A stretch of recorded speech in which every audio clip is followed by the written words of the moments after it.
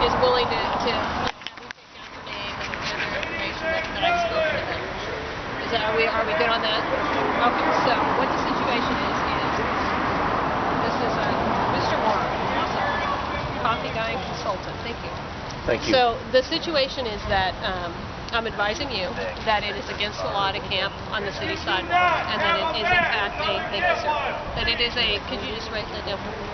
That it is in fact against the law, and that people that remain could be subject to arrest, either for a criminal trespass if it's on the sidewalk. I'm sorry, pedestrian interference if it's on the sidewalk, and if they're on the private property, then for criminal trespass. Of course. So I can tell you that isn't my intent, but that I wanted to make sure that you had that legal advisement. Yes, we do understand. Okay. Monty? Yes. Can I say something? You may. And it's Officer Nolet, is that right? Lieutenant Nolet. Lieutenant Nolet, thank you. We're not camping.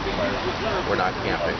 We're just protecting ourselves from the elements. As you see, there's no tents here. It's just people underneath plastic.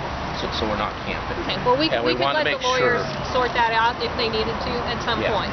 But what I was directed to do was to give you guys a legal advisement that camping, and that is something that is in the law is really not clearly defined, but that camping on the sidewalk is in fact. Yeah, and we wouldn't do that. And that you could be subject to physical arrest if you are given the opportunity to leave and you don't do so. But we're not camping, and we wouldn't do that, and we'll be gone by 7 p.m. Okay.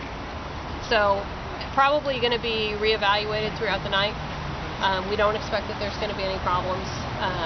Is your intent just to remain here, or is there a plan to go onto the private property behind us? No. Or your plan is just to be here and not to erect any structures or tents? That's correct. Okay. I think that sounds like a reasonable plan.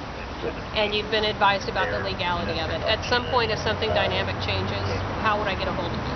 Well, the office number is on that card. On the card? But Okay. I also have a cell phone. Okay. And I didn't remember to put that on the card. Okay, how about if I write that on here, and that way I'll be able to get a hold of you. And you're going to be here throughout the evening, sir? I'll be in and out. Okay.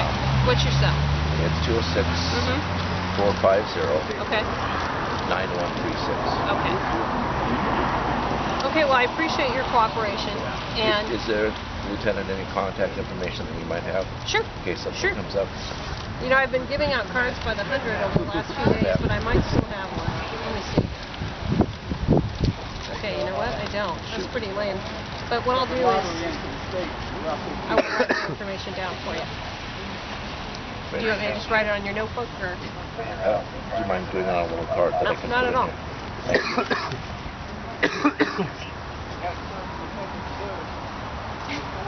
And my experience with you guys is you're pretty good about self-policing, so I assume that you're going to make sure that there aren't any disturbances or problems or interference with traffic, that sort of thing. You have a lot of experience in self-policing.